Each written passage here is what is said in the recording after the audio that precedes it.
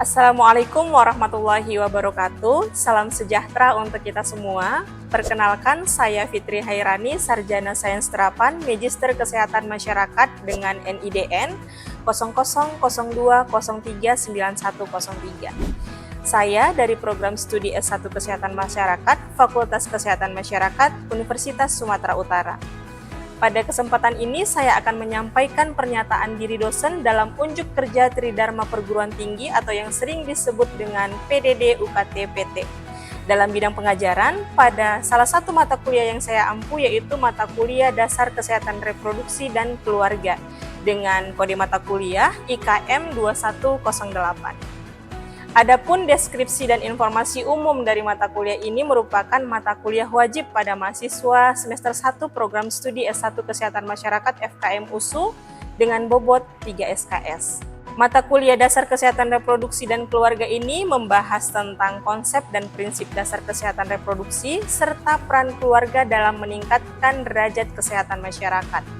Fokus pembelajaran mencakup pembahasan terkait sejarah dan konsep dasar kesehatan reproduksi terpadu, hak-hak reproduksi, perencanaan keluarga, serta isu-isu kesehatan reproduksi sepanjang siklus kehidupan, mulai dari masa prakonsepsi hingga lansia. Pada akhir perkuliahan, mahasiswa diharapkan mampu memenuhi seluruh CPMK dan CPL dari mata kuliah ini.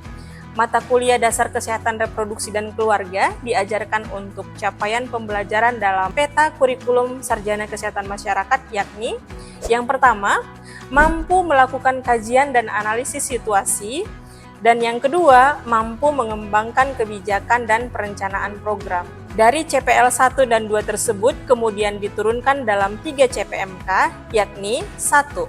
Mampu menjabarkan konsep kesehatan reproduksi. Yang kedua, mampu mengidentifikasi isu-isu mutakhir kesehatan reproduksi terpadu. Dan yang ketiga, mampu menganalisis permasalahan kesehatan reproduksi sepanjang siklus kehidupan. Dari ketiga CPMK tersebut, tim menyusun 14 sub CPMK yang dijadikan induk dari setiap topik materi perkuliahan selama 1 semester. Berikut merupakan 14 materi perkuliahan yang kami ajarkan pada mata kuliah ini. Yang pertama, sejarah dan konsep dasar kesehatan reproduksi dan keluarga. Kemudian yang kedua, prinsip dasar kesehatan reproduksi dalam pendekatan siklus kehidupan, mulai dari masa prakonsepsi hingga lansia. 3. Kesehatan reproduksi terpadu memuat isu-isu mutakhir tentang kesehatan reproduksi seperti seks pranikah, kehamilan tidak diinginkan, aborsi, pernikahan usia dini, adiksi nabja, infeksi menular seksual atau IMS, kemudian HIV dan AIDS. Yang keempat, hak-hak kesehatan reproduksi. Yang kelima, konsep keluarga berencana. Yang keenam, dinamika kependudukan dan isu terkini kependudukan di Indonesia. Yang ketujuh, isu-isu terkini dan program kesehatan reproduksi remaja. Kemudian setelah melakukan 7 pertemuan, pada pertemuan ke-8 dilakukan ujian tengah semester. Materi selanjutnya mempelajari 8 kesehatan wanita usia subur, mulai dari isu safe motherhood hingga inovasi dan pengembangan program kesehatan ibu. 9. Kesehatan ibu pada masa kehamilan. 10. Kesehatan ibu pada masa persalinan.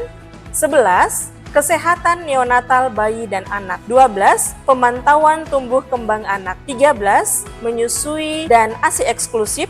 Dan yang ke-14, program kesehatan reproduksi. Dan ditutup dengan ujian akhir semester. Dalam perkuliahan ini, saya melakukan pendekatan DIA, yakni Delivery, Interaction, dan Assessment dengan sistem pembelajaran aktif yang mengutamakan peran mahasiswa dalam proses pembelajarannya atau yang sering disebut dengan Student-Centered Learning.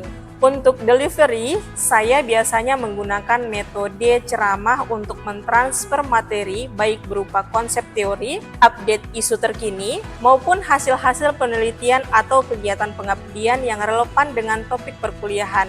Perkuliahan dilakukan di dalam kelas maupun aplikasi pertemuan secara virtual. Kemudian, saya kombinasi dengan interaction, saya membuka kesempatan untuk mahasiswa dapat bertanya, menyampaikan umpan balik, maupun berdiskusi yang diharapkan dapat membantu menstimulus dan meningkatkan kemampuan critical thinking mahasiswa. Dan untuk assessment, sebagai sarana evaluasi pembelajaran dilakukan kuis interaktif, penugasan, ujian tengah semester, dan ujian akhir semester. Adapun bobot penilaian untuk mata kuliah ini masing-masing, kuis interaktif sebesar 10%, penugasan berupa project based learning dan case method 50%, ujian tengah semester 20%, dan ujian akhir semester 20%.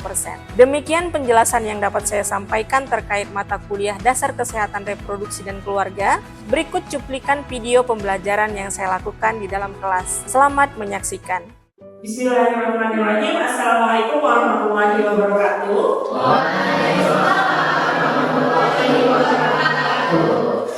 Selamat sore semuanya.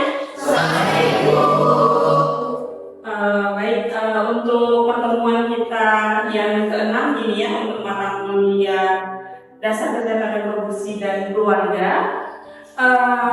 Ibu harap walaupun ini kelasnya kelas sore, semua tetap bisa mengikuti dengan baik ya. Sebelum kelas ini kita mulai, ada baiknya kita berdoa sejenak untuk mengambil keberkahan dan kelancaran dari perkuliahan kita sore ini. Berdoa, mari kita mulai. Berdoa selesai.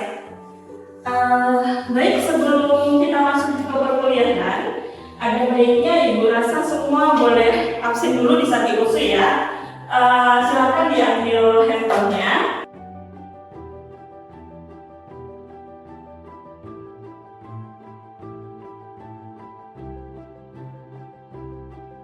Alhamdulillah sore hari ini walaupun kelasnya sore-sore, semua tetap semangat ibu lihat. Nah, sebelum kita lebih masuk ke materinya, ibu mau tahu nih pemahaman awal kalian tentang keluarga berencana. Nah, ini kan kita membahas tentang konsep keluarga berencana. Sebelum masuk lebih dalam, ibu harap ada pengetahuan awal yang kalian punya. Ibu mau tahu nih, kira-kira apa sih yang terbesit di pikiran kalian kalau kita bicara tentang keluarga berencana? Oke, boleh mungkin Alton? Upaya mengatur program baik. Iya, bagus sekali ya. Upaya untuk mengatur jarak kelahiran. Ada lagi yang mau kasih pendapat lain? Jawaban Alton kita simpan. Boleh nih, mungkin Angel? Sebuah program pemerintah dengan slogan yang lebih baik. Wah, hebat ya. Ini program pemerintah dua anak lebih baik. Walaupun ini slogan yang sudah digeser, nanti Ibu akan infokan slogan yang baru itu apa gitu ya. Baik, tapi bagus ini sudah ada pengetahuan. Satu lagi mungkin ada yang mau kasih pendapat apa itu konsep atau apa itu yang kalian ketahui tentang keluarga berencana? Oke, boleh deh. Ini Laila, apa yang di belakang ya Laila? Apa kira-kira yang Laila tahu kalau kita bicara tentang keluarga berencana ini? Ibu sudah kasih bantuan gambar nih kira-kira. Menurut Laila, keluarga berencana itu program pemerintah untuk mengatur jumlah anak dalam kelahiran, mencegah dan menunda hamil. Iya, benar ya. Bagus gitu dan bagus pemahaman awalnya. Tapi kita tetap perlu dalami apa sih yang perlu dipelajari di sini nanti. Oke. Untuk selanjutnya, kalau kita bicara gambar ini ya, kalian lihat nggak ada ibu-ibu ini? Mungkin kalau bukan kita rasis ya, dari warna kulitnya sepertinya ini warga yang berada, mungkin kalau orang Indonesia di wilayah timur ya kan, atau mungkin kalau kita bicara benua mungkin ini dari Afrika ya. Nah, jadi di sini kita lihat nih ibu-ibunya punya anak berapa nih? Kalau kita lihat 1, 2, 3, 4, 5, 6 yang usianya kalau di gambar ini bisa kita lihat kurang lebihnya kayaknya hampir sama gitu ya. Nah, dengan jarak yang sedemikian itu, wah, kira-kira apa sih yang ini ya? Apa sih bahayanya kalau terlalu dekat jaraknya? Apa kira-kira bahayanya? Boleh nih, Nabil mungkin kira-kira apa? Jadi ibunya ini kok belum sempat melihat dirinya sendiri pas kamu melahirkan. Iya, benar banget nih.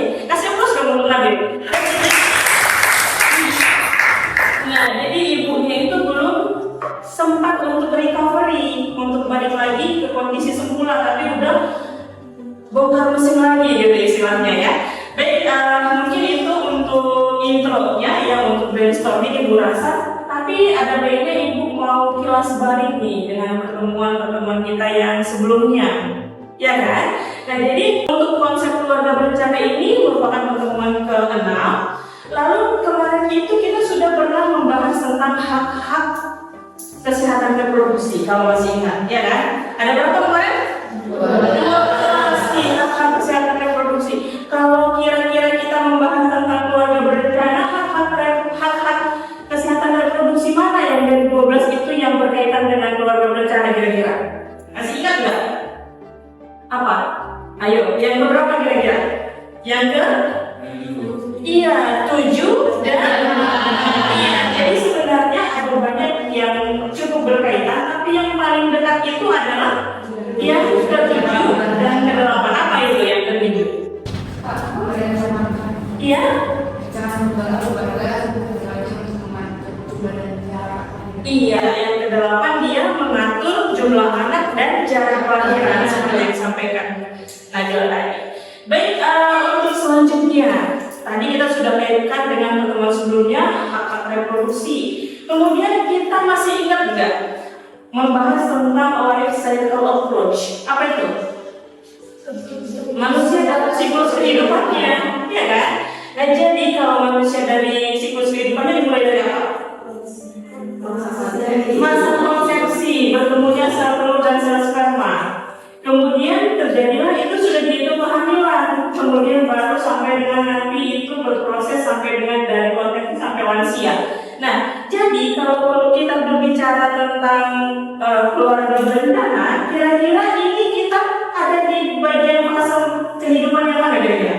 Mana yang paling erat kaitannya keluarga berencana dengan fase kehidupan yang mana? Iya, benar ya, pasangan usia sebut. Nah, selanjutnya kita masuk ke topik yang akan kita pelajari nih. Untuk outline-nya, kita yang pertama bahas tentang konsep keluarga berencana. Apa sih itu keluarga berencana? Kemudian apa tujuannya, jenis-jenis keluarga berencana, lalu program keluarga berencana dan isu-isu mutakhir atau isu-isu terkini yang berkaitan dengan seputar keluarga berencana. Oke, next. Nah, jadi kalau kita bicara tentang konsep keluarga berencana, sebenarnya tadi sudah di awal itu Ibu lihat semuanya sudah kasih penjelasan yang sudah berkaitan dengan ini. Jadi keluarga berencana itu adalah upaya merencanakan jumlah anak, ya kan? Jadi jangan sampai terlalu banyak, terlalu rapat, ya kan? Terlalu dekat jaraknya. Dan kira-kira untuk apa? Untuk mencapai keluarga yang sehat dan sejahtera. Jangan karena tadi kebayang nggak ibu-ibu tadi yang digambar itu, yang anaknya bisa mungkin 7 atau 11 misalnya dalam, jangankan segitu, ibu rasa kalau 4 aja pun dalam usia yang cukup dekat, satu nangis, satu minta jajan, satu minta jalan-jalan, kita mungkin ibunya bisa apa ya? Iya, bisa dalam kondisi yang bahkan mengganggu kesehatan mental gitu. Nah, jadi supaya keluarga bisa si ibu sehat, si ayahnya juga bisa, dalam arti ini berkaitan nggak sih dan sama kondisi finansial keluarga? Iya, jadi kesana ya. Nah, kemudian kita masuk ke tujuan KB ya. Nah, tujuan KB ada beberapa nih sebenarnya, tapi ini yang paling ini ya, yang paling banyak rujukannya kalau untuk tujuan KB. Nah, tujuan KB itu ada apa? Iya, jadi KB itu tidak hanya mengatur jarak kehamilan, tapi bisa nggak KB juga untuk men-stop? Iya, jadi sama sekali udah stop nih, gitu. Misalnya kita udah merasa punya anak yang cukup nih, buatlah kita udah punya anak laki-laki dan perempuan sudah sepasang. Kayaknya saya lihatnya dan mungkin keluarga sudah merencanakan satu sepasang aja sudah cukup gitu. Nah, jadi dia sudah bisa selain menjarahkan, fungsinya juga bisa men-stop. Nah, itu untuk tujuan. Next. Nah, kita cerita tentang jenis metode KB secara garis besar. Dia dibagi menjadi 2. Apa dia? KB alami dan alami. Nah, ini walaupun pada sore beberapa tetap semangat, ini agak seru nih sebenarnya pembahasan tentang kontrasepsi. Nah, ada KB alami dan ada KB non alami. Apa sih tubuh KB alami? Apa itu KB alami? KB alami itu adalah KB yang hanya memanfaatkan tanda-tanda tubuh gitu, tanda-tanda alami dari tubuh kita gitu. Jadi misalnya nanti kita lebih pendalam lagi ada beberapa contohnya. Nah kalau yang tidak alami apa Bu? Kalau yang tidak alami kalau dia menggunakan alat-alat ataupun obat-obatan untuk menjalankan kehamilan tadi. Jadi dia ada dibagi secara garis besar ada dua apa? KB alami dan non alami. Untuk konsepnya tadi apakah yang memakai sinyal tubuh yang secara alami atau yang pakai alat, kalau dia alat ataupun obat-obatan gitu ya. Next kita bahas yang KB alami. Nah secara garis besarnya ini Bu kasih gambaran aja. Untuk KB alami itu kita mulai dari yang KB kalender. Yang pertama dia ada KB kalender. Ini ya, lihat dari sini KB kalender itu adalah cara itu apa kriteria siapa orang yang bisa pakai KB kalender gitu? Iya, satu perempuan. Kemudian iya, yang menstruasinya teratur. Kalau nggak teratur gimana kita mau menentukan dia masa subur? Karena KB kalender ini menentukannya dari masa subur. Kalau dia masa subur, jangan berhubungan seksual supaya tidak terjadi kehamilan seperti itu konsepnya. Jadi dari tubuh kita, si perempuan kuncinya ini tadi ya. Jadi kalau dia sedang masa subur, jangan melakukan hubungan seksual. Jadi clue-nya adalah wanita atau si istrinya harus mencatat masa suburnya, kapan masa suburnya. Jadi kapan masa subur jangan melakukan hubungan seksual di masa ini. Kemudian yang kedua adalah mengukur suhu basah. Apa itu kira-kira? Iya, jadi mengukur suhu tubuh kita secara rata-rata, walaupun ini ada effort ya. Nah jadi kita diminta untuk cara kerja KB mengukur suhu basah ini yang tidak diterima siapa? Orang yang sedang demam. Kalau kira-kira istrinya sedang di masa demam, kira-kira ada baru kena hujan, atau misalnya kemarin baru turun dari puncak, hujan-hujanan, masuk angin. Nah ini tidak dianjurkan nih untuk kami ini bisa jadi. Nah jadi cara kerjanya seperti ini. Kalian ini biasanya dilakukan pengecekan suhu tubuh setiap pagi. Begitu kita bangun tidur, kita cek pakai apa alatnya? Termometer. Kita cek. Oh kita lihat. Ternyata misalnya dalam rentang normal 36,2, 37 gitu. Nah tiba-tiba ini terjadi secara fluktuatif meningkat gitu kan, bukan karena sedang demam. Kemudian yang ketiga apa nih kira-kira kalau kita lihat ini? Apa ini? Bukan yang ini boleh lihat. Yang ini, yang ada jari. Apa kira-kira? Apa yang bisa kira-kira? Apa sih?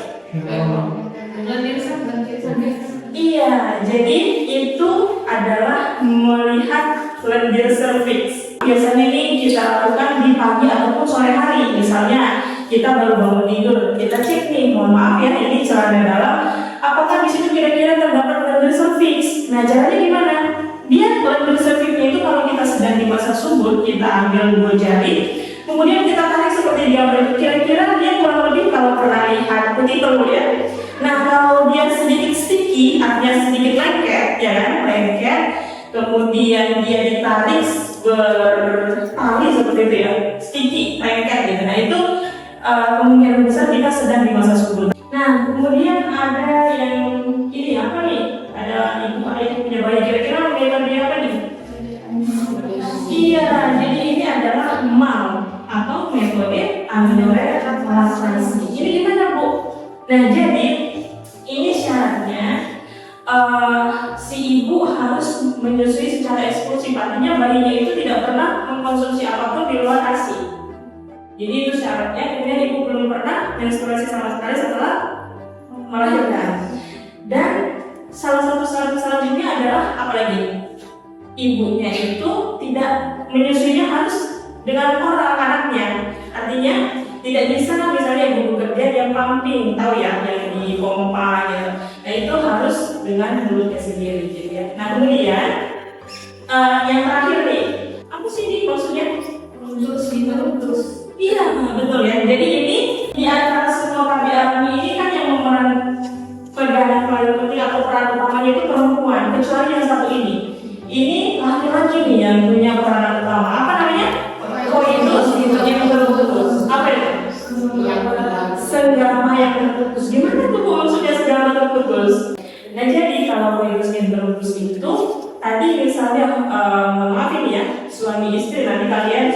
keluarga, kemudian saat melakukan hubungan koitus apa? Hubungan suami istri, hubungan intim, kemudian di saat si suami sedang berada pada fase klimaks atau saat hendak orgasme itu ya kan, itu langsung dicabut. Kemudian di mana? Iya, dikeluarkan, jangan di dalam liang sendawa istri. Supaya apa? Supaya sel telur tidak bertemu dengan sel sperma. Oke, kita lanjut. Next nih, kita bicara yang lebih seru lagi nih. Tadi kita bicara KB alami. Selanjutnya apa? KB yang non alami. Yang non alami dibagi lagi menjadi dua apa? KB jangka pendek dan KB jangka panjang. Kalau jangka pendek kira-kira apa aja? Ada nih, apa? Yang warna-warni. Iya. Nah, jadi kalau yang lebih kecil ini dia adalah apa? Untuk siapa nih kira-kira yang makan? Suami. Kalau yang ini juga dikatakan dengan kondom, tapi ini untuk perempuan. Jadi selama ini mungkin ada yang masih bingung nih. Ternyata kondom itu nggak hanya untuk laki-laki, tapi juga ada kondom untuk perempuan yang sering disebut dengan diafragma. Selanjutnya kita ke jangka panjang. Apa itu jangka panjang? Apa contohnya? Iya, jadi ada kita mulai dari yang pertama nih. Apa ini kira-kira? Iya, implan atau sering disebut apa nih? Alat kontrasepsi bawah kulit atau AKBK. Atau yang bilang, ada juga yang bilang seperti ini apa nih? KB kipas atau susu. Kenapa dibilang KB susu? Bukan jarum, jadi bukan jarum yang dimasukin ya. Jadi yang dimasukin ke dalam itu adalah batang implan. Dia berwarna putih, dimasukin di bawah lengan bagian dalam. Nah, jadi kenapa dikatakan KB kipas, Bu? Karena dia penyusunannya ada yang, misalnya kalau KB-nya ini misalnya lengan kaliannya, ini dipasang di bagian lengan dalam. Nah, jadi kalau dia satu, ada yang tiga, jadi dia kalau ada yang lima juga. Jadi dia dipasang di lengan kalian di bagian dalam, jadi dia dipasangnya seperti kipas. Kalau dia satu lurus saja, kalau dua, kalau tiga ataupun atau lima gitu ya. Tapi sekarang sudah jarang yang lima, kebanyakan satu dan tiga ya. Oke, baik, itu tadi perkuliahan kita. Mungkin sebelum kita ke kuis, ada yang mau ditanyakan? Wah, banyak sekali. Mungkin yang pertama tunjuk tangan ini, boleh silakan Bima. Jadi saya ingin bertanya terkait kehamilan dan pertanyaan saya itu bagaimana cara untuk mengukur masa subur siklus keluarga? Iya, maksudnya pertanyaannya kapan ketemu belum? Jadi pertanyaan sama ini, tadi kita ada yang KB alami, kalau masih ingat yang tadi ya di awal. KB atau sering disebut dengan KB kalender. KB alami ini sering disebut dengan KB kalender.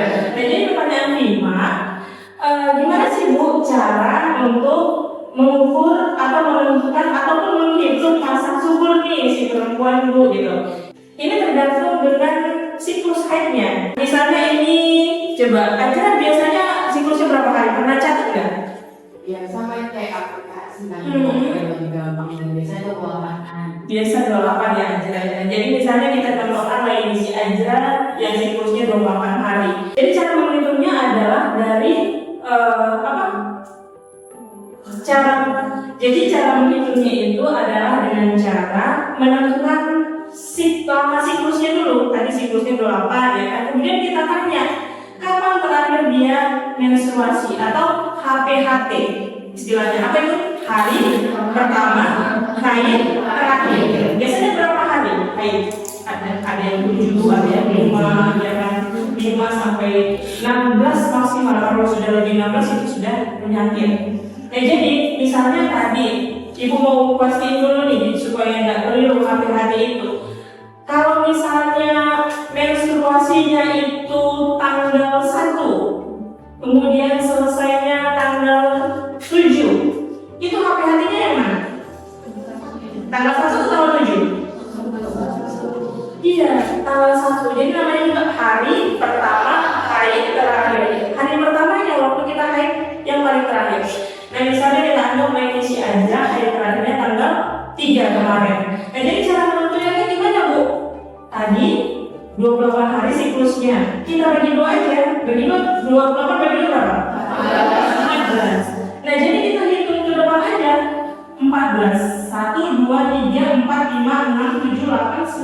10, 11, 12, 13, 14. Berarti hari yang tadi hari ke-14 itu berada di tanggal 17. Nah, jadi tanggal 17 itu adalah puncak masa suburnya.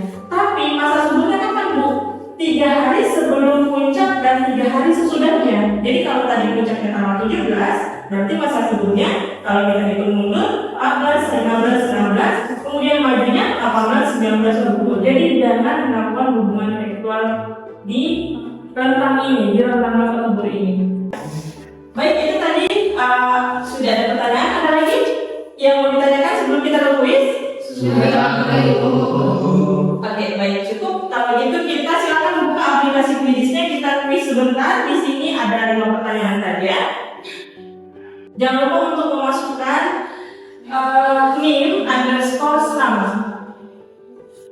supaya ibu yang mudah untuk merekap hasil kuisnya nanti. Di sini sudah ada Dias, Angel, Adinda, Kelana. Ayo dimulai segera supaya kuisnya kita mulai. Siap-siap dengan hitungan ketiga, kuis kita mulai. 1, 2, 3. Baik, selanjutnya ini merupakan bagian dari kisi-kisi untuk ujian tengah semester nanti. Silakan dipelajari lagi lebih dalam. Tapi sebelumnya kita bahas sama-sama dulu kuisnya ya. Baik, untuk selanjutnya coba kita bahas sama-sama ya kuisnya. Yang pertama itu apa? Metode kontrasepsi alamiah yang kontrol utamanya berada pada suami. Itu apa?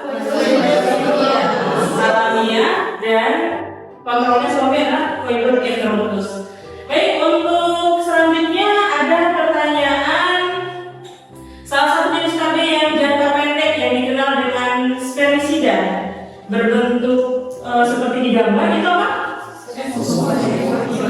Iya, suppositoria. Yang terakhir, alat kontrasepsi yang mengandung bahan kimia yang dapat membunuh dan menghambat pergerakan sperma. Kemudian untuk mencegah pembuahan sel telur, bahan aktif utama dalam spermisida itu apa tadi?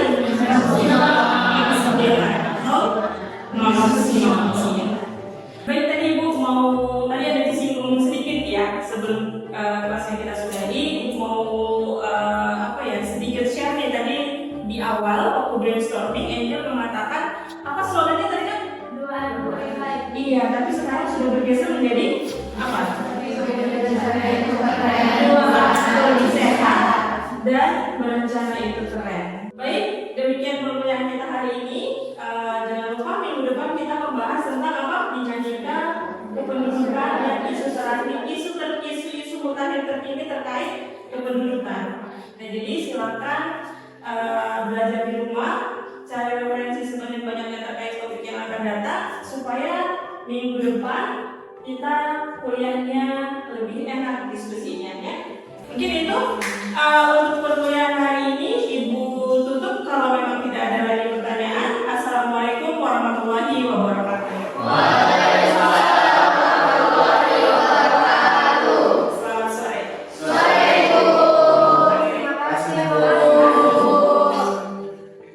Demikian deskripsi singkat dan video kegiatan pembelajaran saya. Semoga bermanfaat. Terima kasih. Wassalamualaikum warahmatullahi wabarakatuh.